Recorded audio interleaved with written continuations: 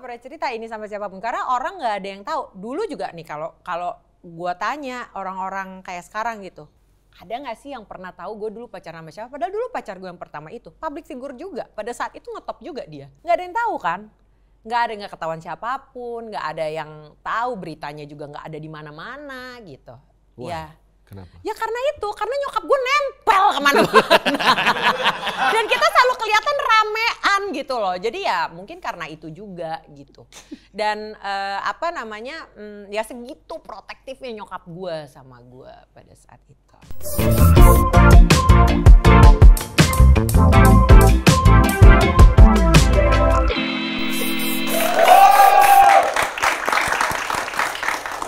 Assalamualaikum warahmatullahi wabarakatuh. Ponakan ketemu lagi dengan Om Wen. Kali ini kita kedatangan Kakak Denada. Terima kasih sudah hadir di Om Wen. Luar biasa, akhirnya schedule-nya ketemu. Iya. Walaupun ini baru pulang off air dari luar kota, langsung ke Om Wen. Tepuk tangan dong buat dia. Banyak banget yang pengen kita obrolin, tapi sebelumnya cipak cipuk.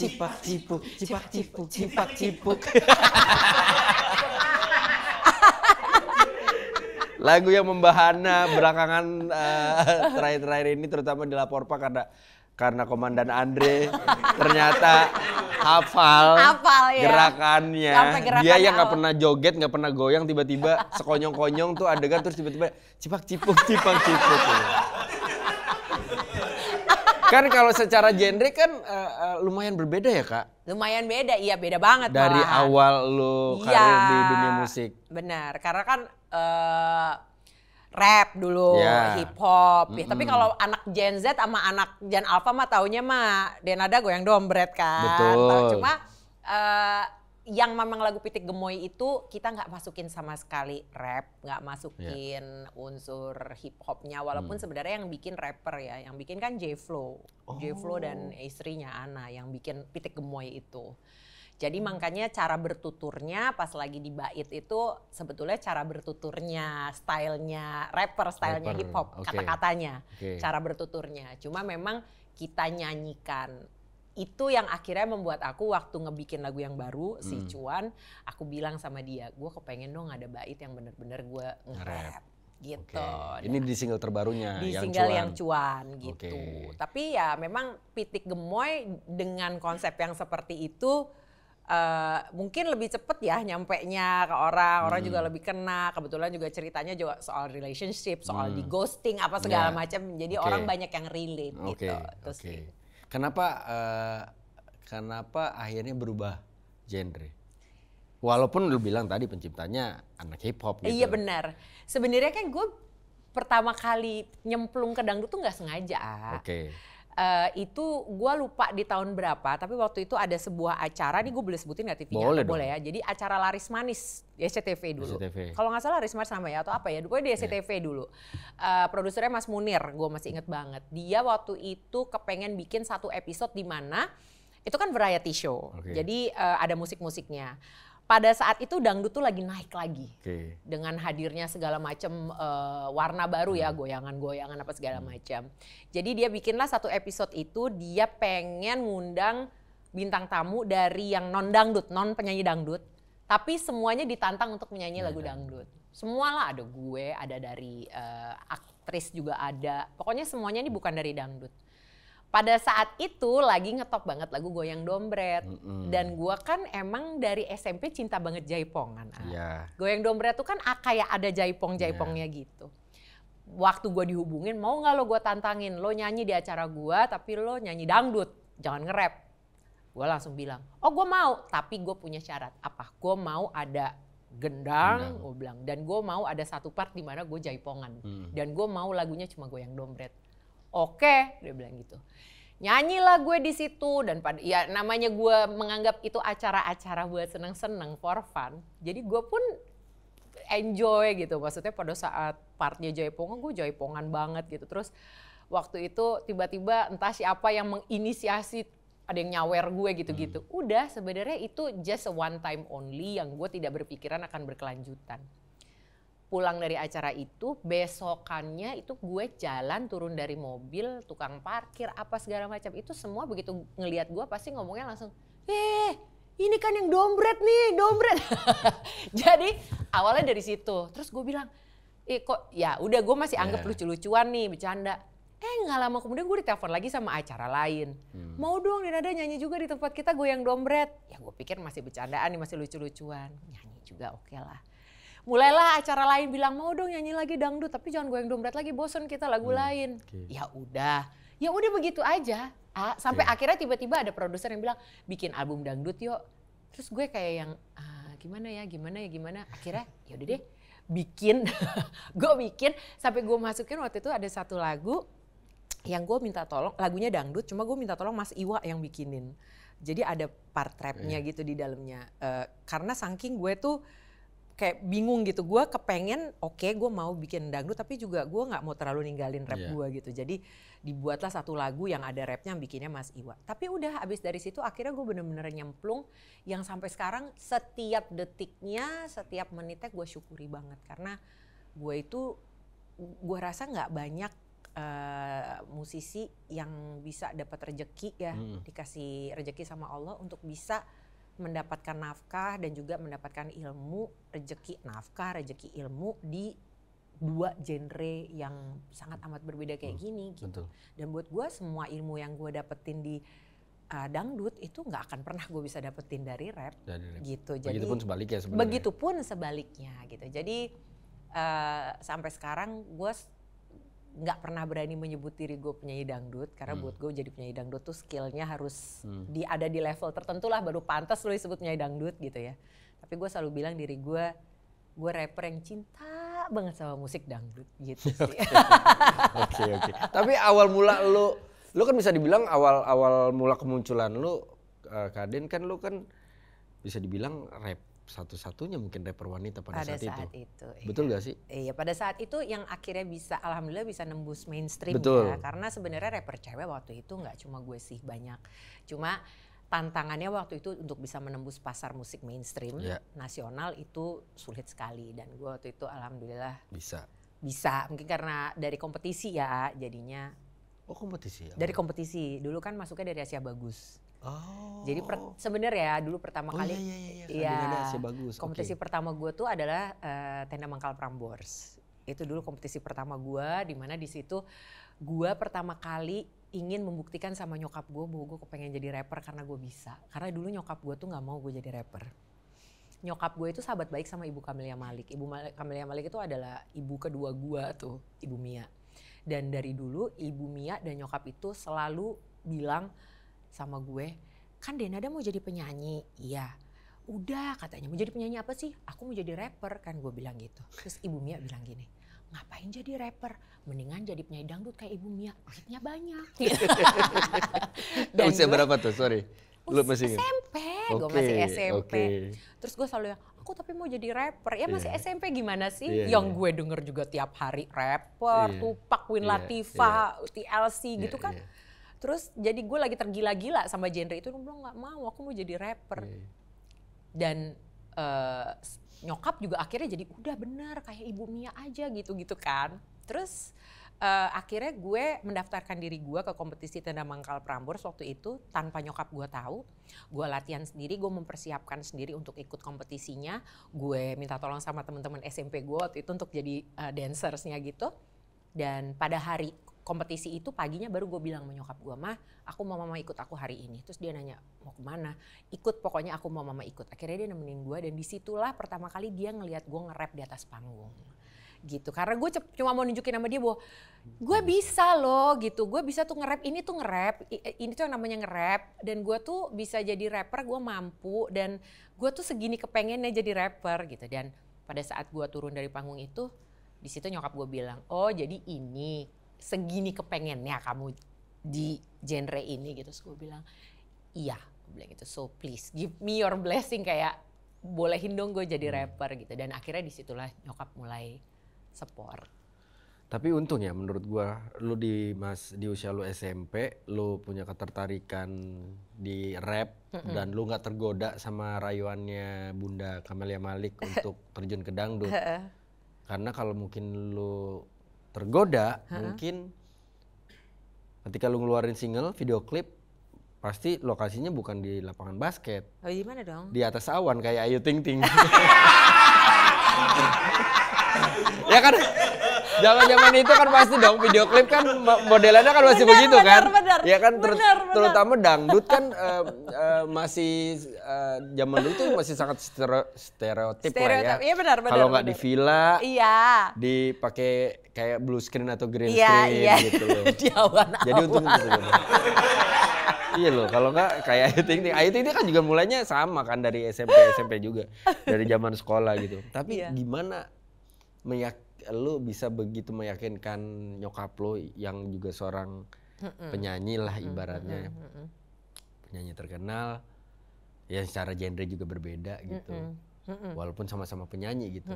Selain ngelihat perform lo pada saat lo nge-rap, kan pasti ada prosesnya juga sampai oke, mama izinin kamu. Iya, gue rasa sih karena dia ngelihat gue bener-bener tekun. Jadi gue itu dulu mungkin kita kalau yang anak 90-an tuh tahu tuh betapa sulitnya kita untuk mendapatkan akses sama musik-musik apalagi dari luar ya. Kalau rap itu kan kita waktu itu kiblatnya masih belum ada di Indonesia. Betul. Jadi kalau gue tuh mau belajar dulu gue harus nungguin kasetnya keluar. Kadang-kadang di sana penyanyinya udah ngeluarin album hari ini mungkin baru masuk Indonesia baru 3 bulan 4 bulan kemudian.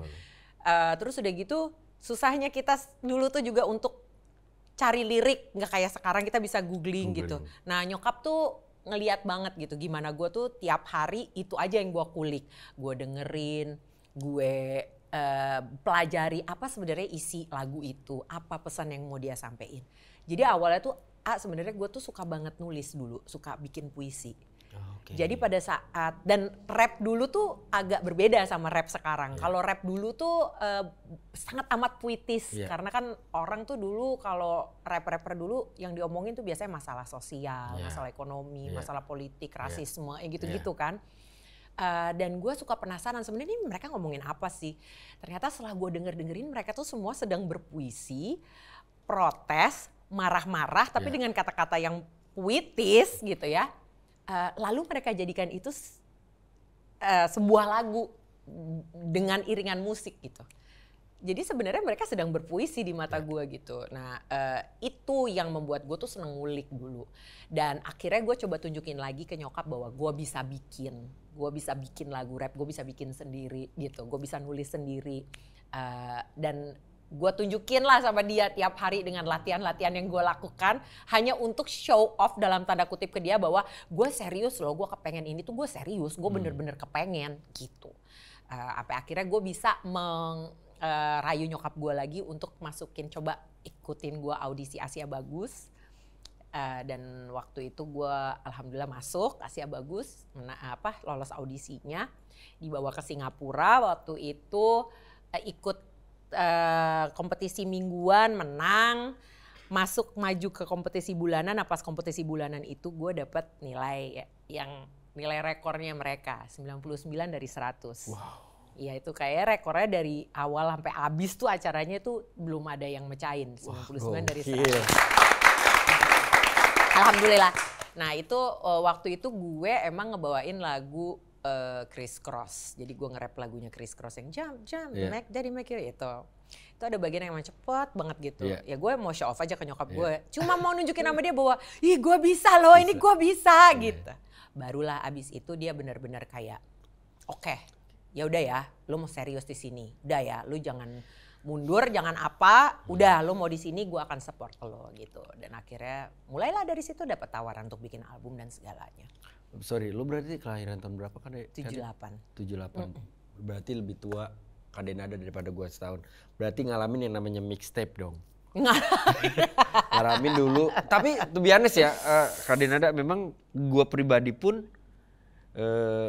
dari dulu, dari zaman sekolah, SMP, itu era-eranya kita ngerekam. Kayak punya kebanggaan gitu kalau kita punya mixtape sendiri. Benar. Ngerekam lagu-lagu. Kalau gue sih waktu itu yang gue rekam memang lagu-lagu hip hop. Karena memang gue punya ketertarikan yang sama gitu. Yang gue rekam lagu-lagu hip hop. Yang bikin suka kesal sendiri tuh ketika kita ngerekam, kita udah beli kaset, kita mau ngerekam lagu-lagu. Kan disiarinnya di radio tuh. Iya. Nah belum selesai lagunya tiba-tiba penyanyi nongol.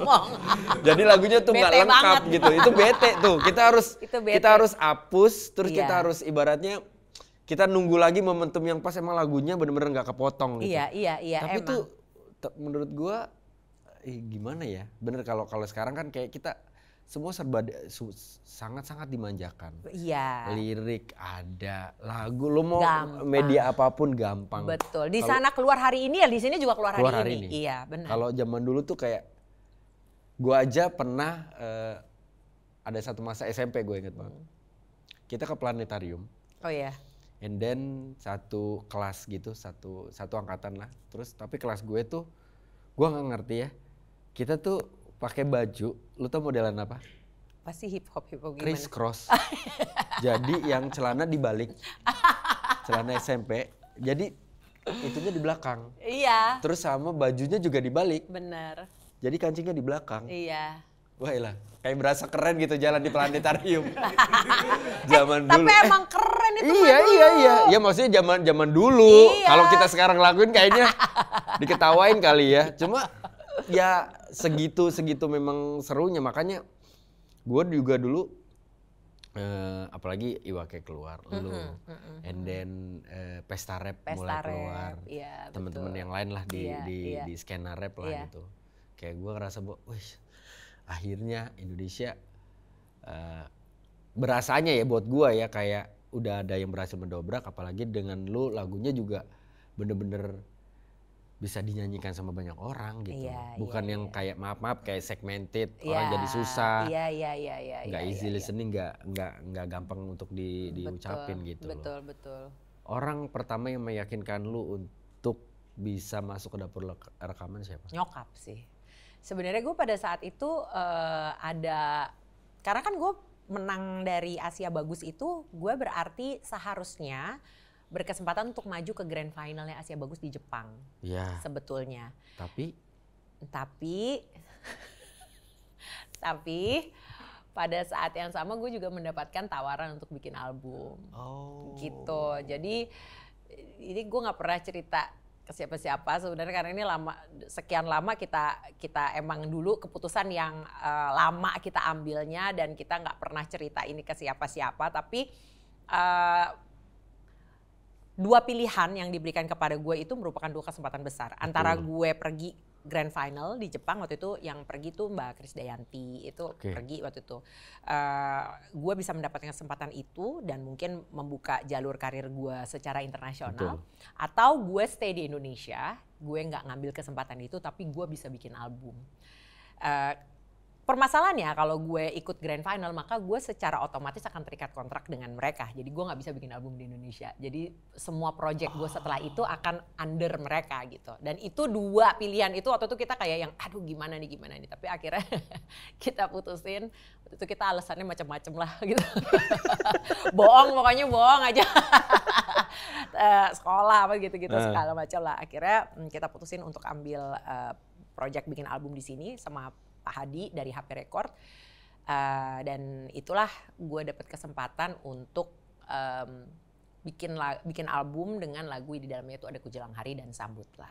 Dan itu adalah keputusan yang menurut gue alhamdulillah sih kita nggak sesaling, kita malah syukurin banget karena gue nggak pernah menyangka walaupun sempet kayak deg-degan juga karena kan kesempatan untuk bisa berkarir musik secara internasional mulainya dari Jepang itu kesempatan yang gede banget pada saat itu buat kita. Betul.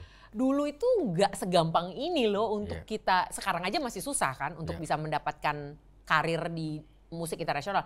Apalagi dulu tahun segitu, gila itu susah banget. Jadi sebenarnya sempet deg-degan juga, tapi barulah pada saat akhirnya keluar si album itu Kujelang Hari Sambutlah, dan Sambutlah bisa alhamdulillah membawa gue pada saat itu menjadi musisi Indonesia pertama yang menang MTV Award. Pergi ke New York, terus terima terus ngeliat semua tuh. Gue ngeliat Janet Jackson lah jalan depan gue ngeliat Slash lah. Gue tuh gila-gila sama Guns N' Roses dulu kan. Terus gue ngeliat Slash tuh kayak cowok idaman gue banget pada saat. Terus gue ngeliat Slash depan gue jalan gitu. Terus gue ngelihat video klip gue itu diputer di depan mereka ini gitu, di perhelatannya dulu kan it's what's big thing banget gitu. Banget MTV bro. Iya pada saat itu gitu, jadi gue kayak yang bersyukur banget, alhamdulillah banget, dan itu gue nggak akan pernah lupain sampai sekarang. Itu kayak memorable banget dan mungkin ya salah satu tonggak sejarah di karir gue di situ gitu. Gila, gue seumur-umur juga suka banget sama Guns N' Roses aja nggak pernah ngelihat langsung gitu, Slash gitu, dan lu ngelihat langsung gitu. Yang ada di bayangan gue yang mirip-mirip paling Limbat ya. Bener juga, agak sih,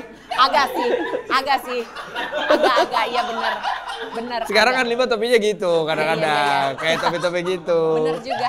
Cuma rusak sih menurut gue image-nya Limbat tuh gara-gara boneka Labubu sih rusak sih gue. Kalau Tomboy secara pembawaan lu nya? Dari kecil emang gue begini. Seneng berantem di sekolah? Di sekolah, di rumah, di komplek. Iya, gue pernah berantem sama anak, gue kelas 3 SD, gue pernah berantem sama anak kelas 6 SD cowok. Itu di komplek rumah gue berantemnya janjian. Dulu kita kalau berantem janjian, jadi ntar ya jam segini besok ya di lapangan voli. Oke, gue bilang, gue ketemu sama dia orangnya gede, gue masih kelas 3 SD waktu itu. Gue berantem sama dia tuh gak ada takutnya, pokoknya ayo udah anak-anak nih semua anak-anak komplek udah pada ngumpul. Ayo udah. Itu gue rasa nggak nyampe semenit sih itu kejadian berantem itu, dari mulai sampai akhirnya gue pokoknya ingetnya gue dalam got aja. Anjrit. Got zaman dulu kan gede-gedean, dalam-dalam kan. Ya pokoknya ujung-ujungnya gue tahu gue di dalam got aja. Terus pas gue pulang, emak gue pulang, nyampe rumah dia ngamuk karena dia dikasih tau sama tukang beca.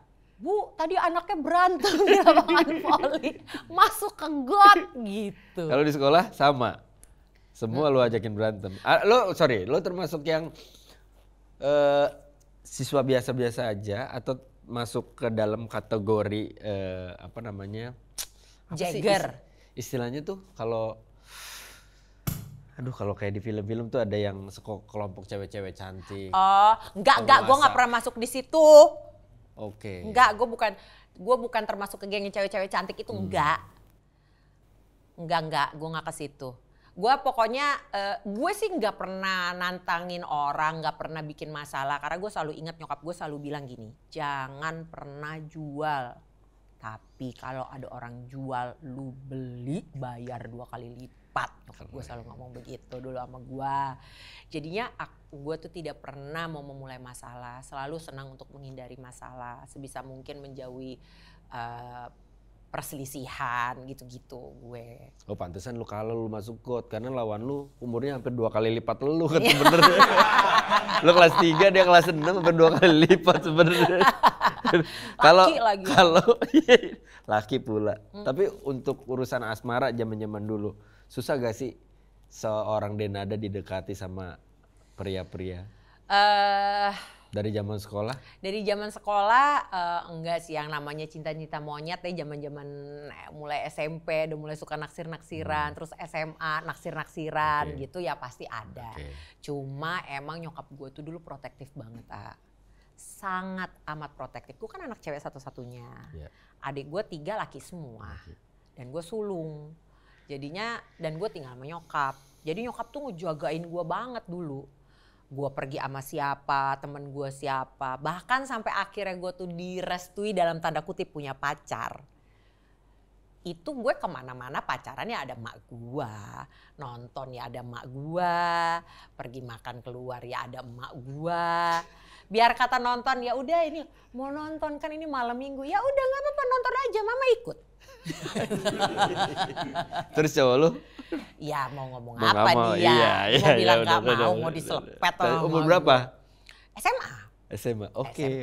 SMA. Terus udah gitu, jadi kalau misalnya gue nonton gitu, nanti gue di depan gitu duduknya berdua. Nih emak gue di belakang, serendengan gini, emak gue, nenek gue, semua apa segala macam saudara-saudara gue. Udah pernah nontonin, udah di belakang. Ya pokoknya gue duduk di depan berdua, biar kayak lagi pergi berdua dating pacaran. Padahal di belakang gue 2 baris dari gue ya emak gue, nenek gue. Liatin aja. Ya siap-siap ya. Karena gue kan bentar lagi SMA. Pokoknya gue beli tiket agak banyak tuh gitu. Kita di belakang lah berada lah gitu. Justru nyokap lu ya? Nyokap gue protektif banget dari dulu. Okay. Jadi kemanapun kita dulu pacaran apa gitu-gitu, nyokap gue ngikut. Kayaknya kalau itu terjadi karena gue sih kayaknya gue yang bakalan protektif banget sih Dan. Iya. Gue ya, karena sebagai nggak tahu ya, belum siap kali menerima kondisi itu ya. Kayaknya kalau bini gue kan lebih santai, lebih luas, lebih santai gitu. Tapi gue kayaknya yang belum siap. Tapi mungkin gue kesannya ngomongnya bercanda ya, kayak begini ya. Tapi mungkin aja kejadian, tapi gue nggak tahu juga nih. Maksudnya anak gue bakalan nerimanya seperti apa gitu. Enggak, kita bisa akalin kok. Kita bisa sebar, nggak harus berbaris. Nggak mesti ketara banget ya. Nggak harus. Gue sudah kebayang ya. Ini akan gue bagi-bagi nih, ada yang nonton, ada yang jual popcornnya. Jadi tuh dari awal masuk security-nya. Ini abang security ya bang ya. Jadi awal masuk bioskop tuh udah ada ininya gitu, udah ada reportnya. Oke, Audi masuk, jalan beli popcorn. Audi beli popcorn gitu sampai ke dalam gitu. Itu kayak lebih parah dari mak gua sih itu kayak begitu. Iya sih, tapi gua nggak tahu kalau udah nggak ngerti deh gue. Segitu takutnya. Jangankan gue aja. Aisyah kan 12 tahun sekarang umurnya. 12 tahun anak itu tiba-tiba bisa kemarin nelpon gue bilang, "Ibu, kayaknya gue punya crush dari sekolah." Itu jantung gue dung aja. Langsung gue kayak, tapi gue berusaha untuk ditelepon kan. Gue cuma tarik nafas, tenang Dena, tenang. Terus gue cuma, oh iya, coba dong cerita dong yang mana. Anaknya padahal jantung gue duk. Jadi ya pasti kalau kita udah jadi orang tua tuh, apalagi anak-anak cewek, pasti bakal berasa kayak gitu. Sekarang lah baru kita ngerti, gue baru ngerti sekarang. Dulu juga pada saat gue diikutin gitu juga gue yang, apaan sih, secara gue udah SMA, temen-temen gue juga yang lainnya udah pada dating dijemput sama cowoknya ke rumahnya, pergi nonton berdua, makan, abis itu dianterin lagi sama pacarnya. Lah gue dijemput sama cowok gue, ya dijemput. Jalan gue di dalam mobilnya cowok gue, ya di belakangnya mobil nyokap gue, konvoy konvoy. Memang gue di dalam mobil itu berdua sama cowok gue memang, tapi di belakangnya mobil emak gue. Jadi kayak rombongan umroh ya. Kayaknya ada kertasnya tuh, di tiap mobil ada kertasnya, rombongan 1, rombongan 2, iya. Keluarga Denada, ya Allah. Tapi gue kebayang sih, maksud gue hebat juga sih cowok lu pada saat itu ya. Maksudnya mau berdamai dengan kondisi itu. Iyalah. Mau gak mau ya. Mau gak mau. Tapi itu akhirnya kan. Tapi jadi cerita juga gak sih Kak? Jadi cerita juga, dan gue gak pernah cerita ini sama siapapun. Karena orang gak ada yang tahu. Dulu juga nih kalau gue tanya orang-orang kayak sekarang gitu. Ada gak sih yang pernah tahu gue dulu pacaran sama siapa? Padahal dulu pacar gue yang pertama itu public figure juga. Pada saat itu ngetop juga dia. Gak ada yang tahu kan? Gak ada yang gak ketahuan siapapun. Gak ada yang tahu, beritanya juga gak ada di mana-mana gitu. Wah, ya. Kenapa? Ya karena nyokap gue nempel kemana-mana. Dan kita selalu kelihatan ramean gitu loh. Jadi ya mungkin karena itu juga gitu. Dan ya segitu protektifnya nyokap gue sama gue pada saat itu. Pernah gak ngomong hati ke hati sama nyokap? Ma, kayaknya aku butuh space deh. Atau lu memang ya sudah, ini lu menerima banget bahwa ini hal yang baik memang yang dilakukan sama nyokap lu buat lu untuk kebaikan lu. Enggak lah, gue ngomong sama nyokap kayak gitu tadi. Ma, kayaknya kan aku kan juga udah SMA nih. Kayaknya boleh kali kalau misalnya aku kalau lagi pacaran perginya berdua aja. Tahu nyokap gue jawab apa? Satu kata doang, enggak. Udah begitu, enggak. Gak ada penjelasan? Gak ada, enggak. Udah. Titik. Ya kalau udah titahnya enggak, kita mau ngomong apa lagi? Tapi kenapa? Waduh, enggak berani. Begitu ngomong enggak, ya udah deh. Kebayang sih muka nyokap lu pas ngomong enggak sih. Nyokap gue galak dan dia sangat amat protektif dan sangat amat ya begitu dulu kan nyokap gue di awal karir gue tuh manajerin gue juga. Jadi selalu ada dimanapun gue ada gitu. mulai yang bisa bener-bener jalan sendiri pacaran tanpa didampingi sama orang tua? Terus mulai proses kuliah kali ya. Mulai proses kuliah gitu. Kan gue kuliah sempet di sini. Setahun di Trisakti. Terus habis itu gue pindah ke Australia. Gue kuliah di Australia. Nah ya udah dah pulang dari situlah itu mulai nyokap gue kayak memberikan lebih banyak bukan keleluasaan ya. Tapi kayak kepercayaan. Bahwa dia merasa bahwa oh Dena udah dewasa. Udah cukup bisa menjaga dirinya gitu. Lah dia sih punya pacar? Punya. Udah aman lah ya, nggak ada nyokap lah ya. Nggak tahu juga dia. Gue tahu kalau dia tahu gue di sana pacaran, bisa terbang dia ke sono, pindah dia ke sono. Nggak usah deh, jangan. Nggak ngomong-ngomong, tetap di belakang duduk ya. Iya. Nah, gimana? Omongannya seru kan? Tonton terus makanya. Tapi jangan lupa subscribe, like, komen, dan juga bantu share. Supaya nonton Om Wen makin banyak. Oke, setuju ya? Nah, kita ngomongin Aisyah. Buat ponakan-ponakan mungkin sebagian udah ada yang tahu, sebagian juga mungkin belum. Aisyah beberapa tahun sebelumnya didiagnosa leukemia, kanker darah, iya. Harus menjalani treatment. Betul. Selama berarti 2 tahun ya? Hampir 2 tahun, hampir 2 tahun ya. Hampir 2 tahun di Singapura. Di Singapura. Sekarang bagaimana kondisinya, Kak? Jadi kita 2018 pindah ke Singapura, berarti hitungannya tuh mulai treatment di situ. Ya. Selesai di hampir mendekati akhir 2020. Dari akhir 2020 sampai dengan sekarang yang masuk udah akhir 2024, alhamdulillah kondisi dia baik, sehat, alhamdulillah gitu. Dan sudah boleh sekolah juga selayaknya anak-anak sehat lainnya. Masih harus kontrol ke dokter, masih harus kita jagain. Dalam arti kata kalau misalnya dia ada sakit yang mungkin bagi anak-anak lain itu lebih santai, kayak flu itu santai gitu. Nah kalau buat kita tuh kalau dia flu apa gitu itu mesti kita jagain. Terus lapor langsung ke dokternya gitu. Karena efeknya berbeda ke dia? Iya, jadi dia ini masih berada di dalam masa yang namanya remission ya. Remission itu biasanya dalam ada satu periode waktu sekian lama setelah selesai kemoterapi itu yang dibilang masa remisi gitu. Nah, Aisyah berada dalam masa itu. Jadi masih harus ada kontrol dari dokter. Nanti kapan aja dokternya suruh datang untuk cek, kontrol, mau lihat ini, mau lihat itu, kita mesti datang gitu. Tapi secara general kita bersyukur banget karena dia alhamdulillah kondisinya bagus sekarang, hasil check up-nya juga alhamdulillah in general bagus, dan ya berdoa supaya semakin baik juga dan terus bagus kondisinya, dia terus sehat gitu. Dan sebelum mulai sempat tadi kita ngobrol sedikit lah. Maksudnya yang gue tangkap, lo udah sangat bijaksana menyikapi semua kondisi yang terjadi sama Aisyah. Dan mensyukuri setiap perkembangan yang terjadi sama Aisyah pasca kemoterapi. Iya, betul. Dari dengan kayak bertambah tingginya dia, hal-hal kecil ya. Tapi begitu disyukurinya gitu. Iya, karena memang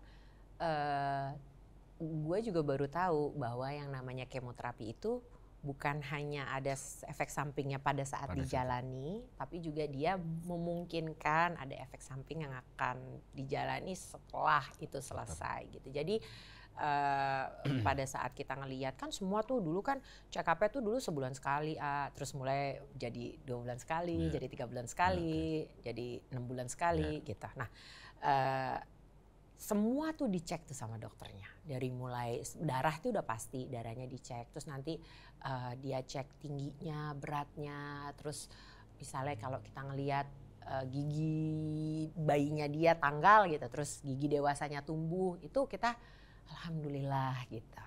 Terus kan Aisyah dulu benar-benar rontok semua rambutnya. Terus pada saat mulai tumbuh dan panjang gitu rambutnya, kita alhamdulillah ya Allah gitu. Tumbuh lagi rambutnya. Pada saat dia bertambah tinggi gitu ya, kita juga alhamdulillah ya Allah dia bertambah tinggi gitu. Jadi hal-hal yang seperti ini selama perjalanannya tuh hal-hal yang terus kita syukuri, hal-hal kecil mungkin bagi sebagian orang, tapi berarti banget buat kita untuk melihat semua itu gitu. Dia sebenarnya bisa menyelesaikan proses kemoterapinya dengan baik aja gitu, udah bersyukur banget. Ya. Karena proses itu sebenarnya kemoterapi itu cukup bikin kita deg-degan. Apalagi buat anak-anak. Apalagi buat anak-anak. Tapi alhamdulillah dia bisa menyelesaikan dan Allah berikan pertolongannya sampai sekarang dengan kondisi dia yang sekarang juga baik. Itu kita nggak habis-habis bersyukurnya. Tuh. Kak, maaf banget kalau sedikit flashback. Kakak kan single parent. And then apa yang Kak Denada rasain begitu tahu pertama kali kabar Aisyah didiagnosa leukemia? Waktu itu kita tuh udah berhari-hari nggak tidur. Aku tuh udah berhari-hari nggak tidur, karena Aisyah tuh sakit. Dari mulai Aisyah sakit sampai dengan aku paksa untuk opname, sampai akhirnya ketemu dia sakitnya apa. Itu dari awal dia pertama kali mulai sakit, aku tuh seperti, mungkin ibu ya, naluri ibu. Aku seperti merasa bahwa ini bukan sakit biasa nih. Ini ada sesuatu nih. Sehingga selama berhari-hari itu aku tuh malam nggak bisa tidur ngejagain dia. Karena awalnya itu kan simple banget, demam biasa. Awalnya tuh cuma demam biasa gejalanya. Mungkin bagi sebagian besar ibu ya itu akan menjadi suatu hal yang ini mah demam biasa. Tapi aku udah tahu ini kayaknya kok kayak nggak biasa. Nah, berhari-hari itu aku jalani, nggak tidur, kita pindah-pindah kan ke rumah sakit, bolak-balik ke rumah sakit, sampai akhirnya aku putusin nggak, udah opname aja. Dia harus menjalani serangkaian tes gitu. Kita pindah rumah sakit itu karena ngejar dokter spesialisnya ya. Keluar dari rumah sakit pertama, kita ngejar spesialis ke rumah sakit yang kedua. Pada saat ketemu dokter spesialis itulah baru dokter spesialis lah yang pertama kali mengemukakan kecurigaannya dia. Sehingga kita Aisyah tuh disuruh ngelakuin serangkaian tes lagi sama dia di rumah sakit yang kedua. Sambil menunggu tes itu keluar, dia sudah harus praktek ke rumah sakit yang ketiga. Jadi kita nunggu di rumah sakit yang kedua, hasil keluar kita pindah ke rumah sakit yang ketiga. Baru di rumah sakit yang ketiga itulah dia lihat hasilnya, di situ dia sampaikan kepada kita. Beliau sampaikan kepada kita bahwa mudah-mudahan saya salah. Ini bayangin ya, kita udah berhari-hari gak tidur. Aisyah udah pindah dari rumah sakit 1 ke 2 nih ketiga. Berkali-kali infus, ambil darah, anak umur masih 5 tahun setengah. Jadi di rumah sakit yang ketiga itu dia tuh udah aku suruh tunggu di dalam mobil. Dia nggak tahu kalau itu kita di rumah sakit. Aku suruh kita masuk rumah sakit itu, aku suruh masuk ke dalam basement. Pokoknya dia diem di situ, jangan turun. Aku yang turun sama mama berdua. Ketemu sama bawa hasil dari rumah sakit yang kedua. Dibaca sama dokternya, beliau ngeliat. Beliau cuma gitu doang. Aduh, dia bilang mudah-mudahan saya salah. Mudah-mudahan saya salah. Tapi kalau dari apa yang saya lihat hasilnya ini, saya rasa anak ibu leukemia. Kenapa dia ngomong seperti itu? Karena untuk bisa mendapatkan betul-betul diagnosa yang 100% leukemia itu tuh ada tes-tesnya lagi. Dia harus ambil dari tulang belakang ini, dia harus ambil cairannya itu, dia harus tes dari situ lagi. Dan itu nggak dilakukan pada saat itu karena itu sakit. Jadi pertanyaannya dokter pada saat itu adalah kalau sampai iya mau ditreatment di mana? Di Indonesia atau mau di mana? Gitu sebenarnya. Cuma memang pada saat dia sebutkan itu leukemia, itu aku cuma berdua sama mama kan. Aku tuh kayak, ini benar apa enggak, apa ini mimpi, apa ini leukemia nih apa sih? Kayak orang blank gitu loh. Jadi aku cuma blank ngeliatin dia, habis itu kayak gelap, kayak runtuh semua duniaku ini.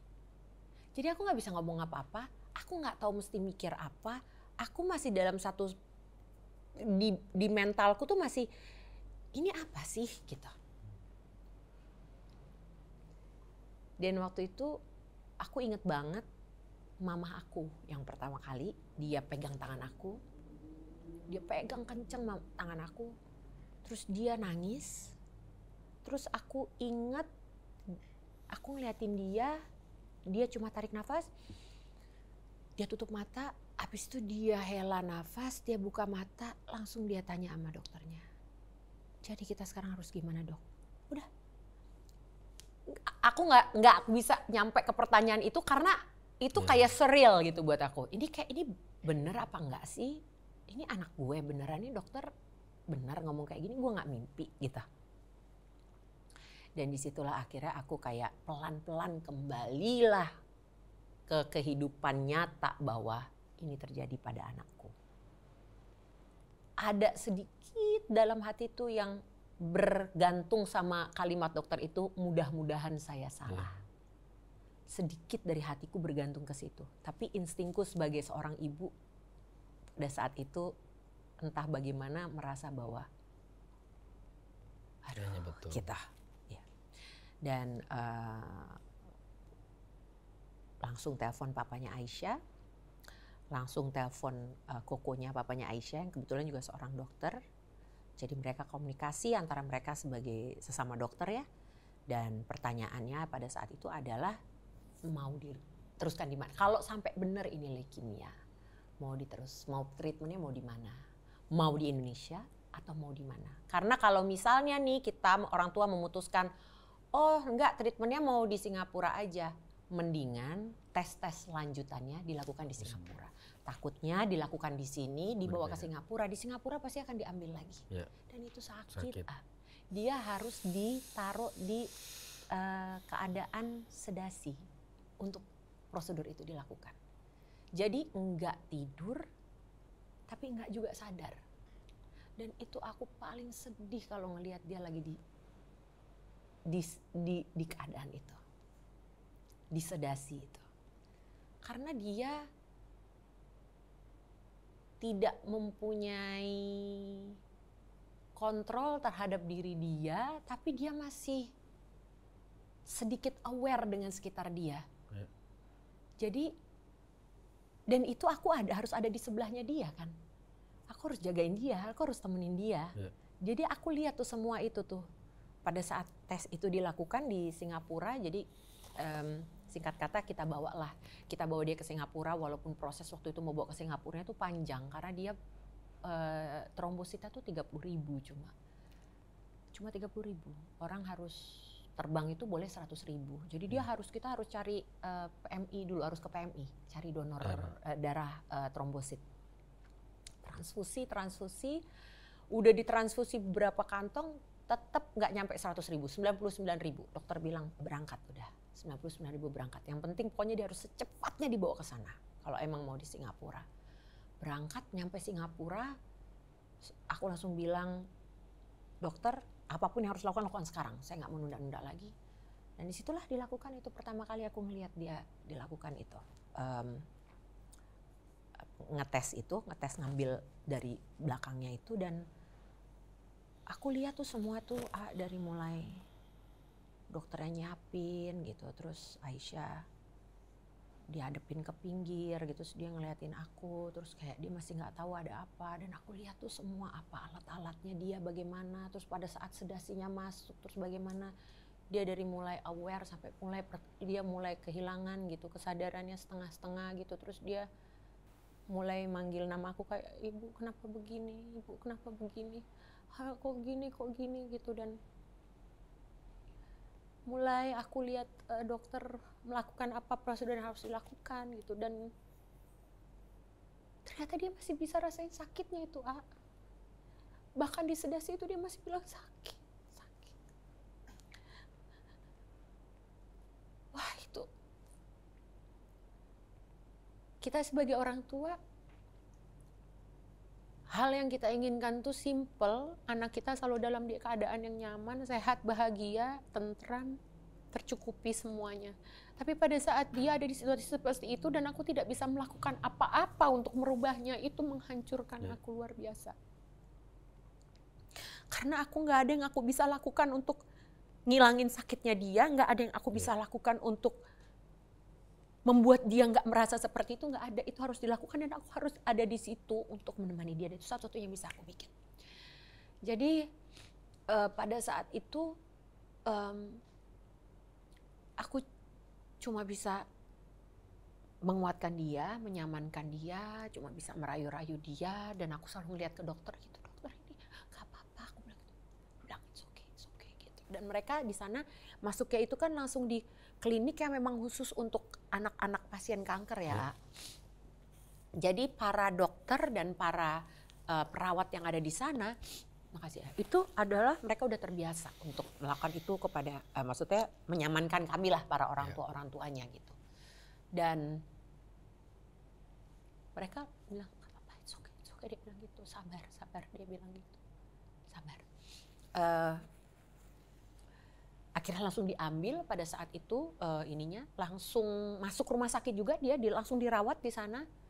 Dan aku inget banget, jadi pada saat kita keluar dari rumah sakit yang di Jakarta itu, dia kan seneng banget karena dia berasa udah nih kita keluar dari rumah sakit nih, ya kan? Dia pikir udah selesai nih, udah sehat nih dia nih. Terus kan kita mesti ke Singapura kan, malam itu kita keluar dari rumah sakit tuh jam 9 malam apa? Dokter itu udah bilang besok pesawat terpagi berangkat ke Singapura, jangan nunggu dia bilang. Jadi kita dapat pesawat tuh jam 5 pagi apa jam berapa pokoknya. Jadi kita pulang sampai rumah, aku bilang sebenarnya kita mau kemana ibu? Dia lihat kita packing kan. Terus aku bilang kita mau jalan-jalan ke Singapura. Aku nggak tega, aku mau bilang aku mau bawa dia ke Singapura lagi untuk ketemu dokter. Aku nggak tega, aku bilang kita mau ke Singapura, dia bilang gitu. Terus dia ke Singapura, dia happy banget.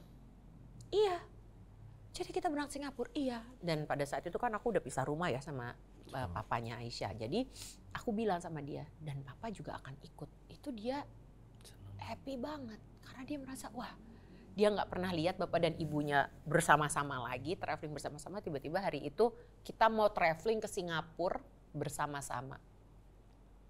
Nggak, aku bilang sama semua jangan ngomong sama dia. Aku bilang sama papanya jangan ngomong, biarin aja.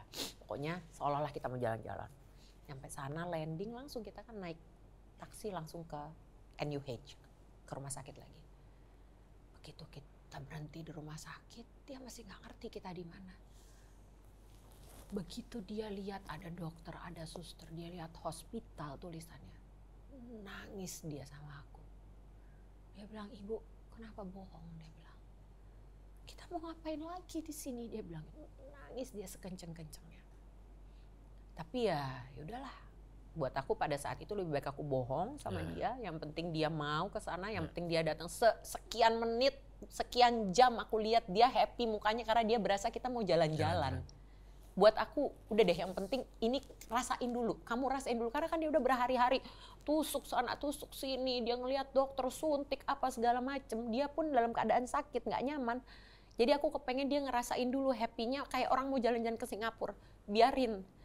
Gitu. Nanti pada saat kita di Singapura nanti dia nggak apa-apa, dia ini lagi udah itu urusan nanti. Dan di rumah sakit itu kita kan langsung ke kliniknya itu. Pada saat aku ngelihat kliniknya itu kan ada tulisannya gede banget, Viva University Children Cancer Center. Ngelihat kata-kata Children Cancer Center. Pada saat aku baca, hancur hati aku karena kita semua di dunia ini, di Indonesia, kita mungkin mendengar kata kanker itu udah hampir setiap hari ya, kita baca, kita lihat di TV, kita lihat di mana-mana, mungkin kita dengar orang lain. Tapi siapa sih yang pernah berpikiran itu akan terjadi pada orang terdekat kita, orang yang kita sayang. Yaitu hancur aku di situ. Tapi ya udah, harus dijalani dan ya itulah akhirnya awal dari semua, akhirnya kita pindah di Singapura gitu. Ya, dan alhamdulillah sekarang Aisyah sudah sangat-sangat membaik dan semoga kedepannya juga semakin membaik dan amin, tidak ada lagi berita. Karena to be honest, gue juga termasuk yang kaget mendengar Aisyah Karena sebelum Aisyah menderita leukemia dan juga sebelum-sebelumnya kan kita tahu persis bagaimana Aisyah tuh sosok yang begitu luar biasa, menyenangkan, cheer up, terus lincah, aktif gitu kan. Dan memang kita juga udah lumayan lama nggak ketemu setelah Aisyah masuk ke rumah sakit di Singapura. Setelah itu juga kita hampir jarang ketemu di lokasi syuting juga kan. Terus selalu mendoakan yang terbaik buat Aisyah, dan alhamdulillah ketika mendapatkan kabar dari lu kalau ternyata dia sudah sangat membaik, lumayan lega guanya gitu. Karena ya balik lagi karena kita tahu bagaimana sosok Aisyah sebelumnya. Terus dia harus menderita rasa sakit itu gitu kan. Ya kita doakan yang terbaik buat Aisyah. Amin ya rabbal alamin. Makasih banyak. Apalagi sih yang lu mau cari? Apalagi yang gue mau cari? Apalagi yang lu mau bikin dalam hidup lo? Gue kepengen, pokoknya gue kepengen sehat. Gue kepengen umur gue panjang. Karena gue kepengen ngelihat Aisyah nanti jadi dokter. Amin. Kita doakan Aisyah jadi dokter. Gue kepengen lihat dia menikah, gue kepengen lihat dia sehat, gue kepengen lihat dia umurnya panjang, gue kepengen main sama cucu-cucu gue dari Aisyah, gue kepengen ngelihat dia bahagia dan sukses dalam hidupnya. Itu menjadi prioritas, itu nomor 1 gue saat ini. Semoga semua doa terkabul dan kita semua dikasih kesehatan. Amin ya rabbal. Kak Dinada, terima kasih udah mampir di Omen. Sebelum kita tutup, satu kata yang mewakili hidup lu dari dulu sampai sekarang apa? Harus satu doang ya? Yang mewakili hidup gue dari dulu sampai sekarang. Syukur. Syukur. Dinada, Omen pamit. Assalamualaikum.